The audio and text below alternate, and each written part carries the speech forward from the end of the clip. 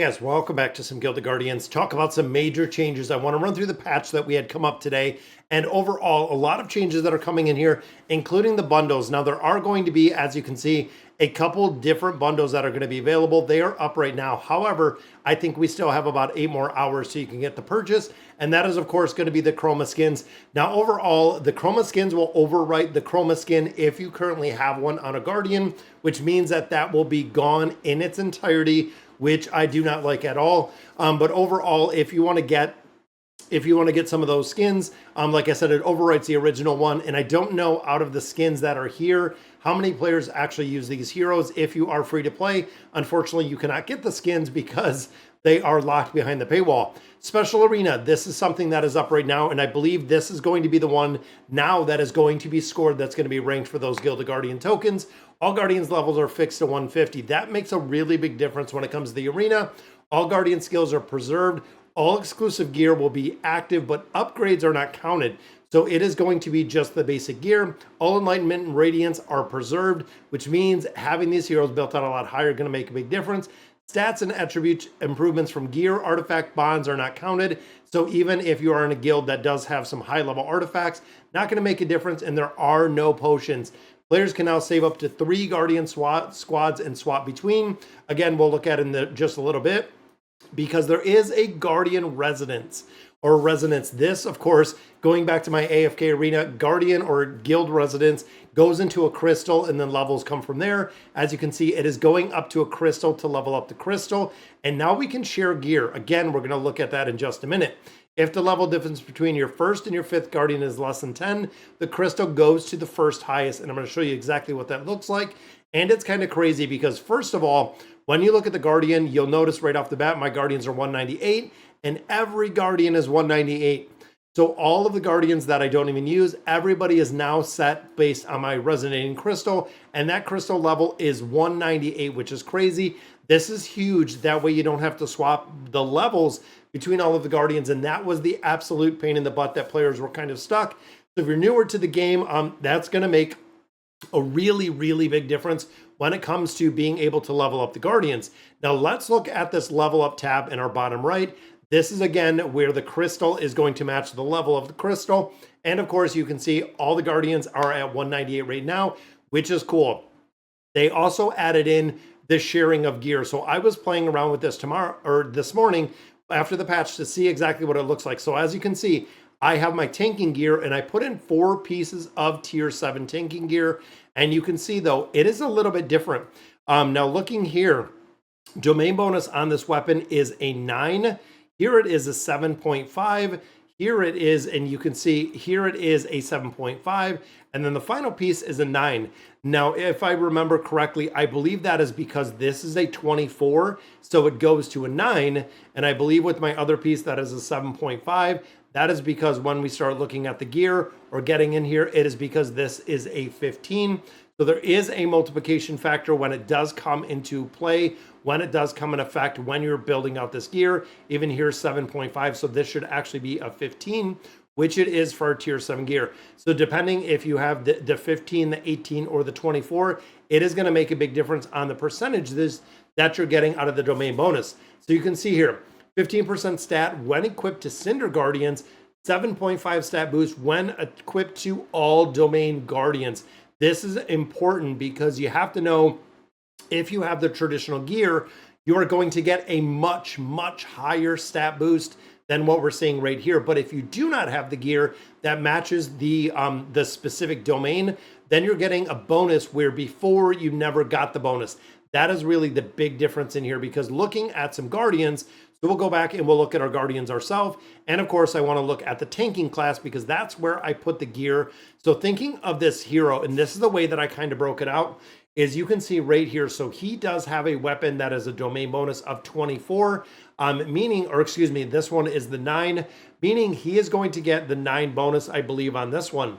Now, when you start looking at the other gear, and this is where it kind of looks different, you can see right here, we do have this one. Now, this one shows red. I don't know if it makes a difference because he is the domain originally that this helmet belongs to. I think that has something to do with it. But you'll notice when I do click on his gear, it shows that there is a 7.5% stat boost. So if I actually remove this and equip it to him individually, it takes his stat boost to a 15 because he does have the stat boost. So essentially he lost 7.5% because he was of the faction. Now the big thing to remember though is all of the other heroes or all your other guardians do get the bonuses as well. That is where the game-changing difference comes in. So depending on, and again, I was kind of thinking about it for me personally with the gear, because even if we take all of this off and we drop and really get rid of all this gear itself and put on his original gear, he is going to be much stronger with his original gear than we had with the level up gear. Now, where this really makes a big difference is if we're doing shared gear, let's say for instance, on our support heroes, and we have something like this right here, which is a support hero, which is a level 24 stat boost. And of course it is a completely maxed out tier 7. We have 15 enlightenment. So this is a very, very strong item. So if I'm thinking of putting this on Leah and Hannah, I can actually equip it onto multiple heroes, but I don't believe it's going to give them the bonus. I think it is just going to give you that base stat bonus. But again, if you're running multiple heroes, if there are heroes at a point that you don't have gear on those heroes, that is where it is going to become imperative. Where let's say, for instance, I'm running, 2 different mages. If I look at the mage classification specifically, knowing the guardians that were in there, or even thinking of like support guardians, this is where it's really going to make a big difference, is having the gear and having higher level gear to actually build out a bunch of different support guardians if that's exactly what you need. Instead of gearing up every single one individually, you can group them and you can lump them together with some pretty strong gear overall, making it super effective within a lot of different game modes and really bringing those enchantments to a lot of other heroes. Now, of course, we do have the update to the arena, but first I want to talk about the guild and the guild potions. So overall, guys, it seems, you can see we can claim this one right now, but when you're crafting these boxes, the guild leader, and as you can see, I cannot get these, the guild leader is the only one that can get the boxes. When they have the boxes, they can either, one, go ahead and create the box and then attempt to sell the box. If they try to sell the box, it's going to be split between all of the guild members. Or 2, they can open the box. And if they open the box, they're going to get materials to actually craft potions. I did this on my FHG. So you can see right here, we don't have any extra essence. We don't have the ability to actually craft no basic essence for any of these potions because I'm not the guild master. This is where it kind of falls into, and I don't think you can trade this as of right now, which is kind of weird. We're trying to understand, but a lot of guildies were saying that essentially the guild master can get potions in here to use in different parts, but nobody else in the guild can, and I don't like that at all. I think it's kind of silly, because when you open an essence box providing the refined essence, the essence box, either you can buy personally to get the potions yourself. I don't think the potions you can buy themselves, but you can actually get the boxes and buy the boxes to get the potions. Using higher rarity refined essence can increase the chance of higher rarity potions. And then of course, crafting epic or legendary potions will require 2 different types of refined essence. Now, of course, if you're familiar with the guild, you can only build 1 single essence at a time, only 1 chest at a time. So right now, like I'm doing Crimson, which is on my FHG account. And if you're looking for a guild, we have 1 slot open right now. But overall, it seems like you can only build 1 potion, and the potions are only 1 use. I do not like that at all. So once you get a potion, if you do use the potion is gone in its entirety after you spent all of those guild resources to go ahead and build it, which doesn't make sense. Now, overall, mailbox, we got a ton of results out of here. So I want to go ahead and claim this. We got rush results, which we did good. Shield breaker, didn't really care that much about, but guild boss, we are number 4. We got our arenas, we got guild of guardians, we got maintenance rewards, another 1,850 of our rubies. And then of course, we did get a lot more resources when it comes to having all of our guardians leveled up. That is the reason it gave us 25 million, as you can see right there, gold.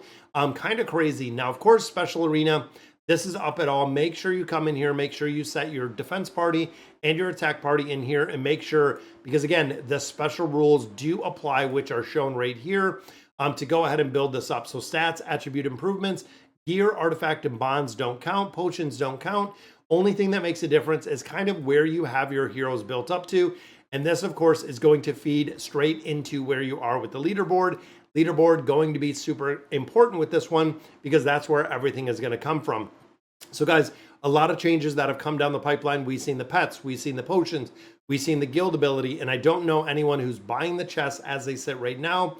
Guild bosses are up there. We're starting to get a lot more quests, also starting to get a lot more power in the guild, including building out the chest and really getting a higher level chest, which again, if it's only going to the guild master, doesn't really make a big difference. They need to make some solid adjustments on there. But all right, guys, so that is going to do it for today's video. Let me know in the comments what you guys think. And as always, thank you guys for watching.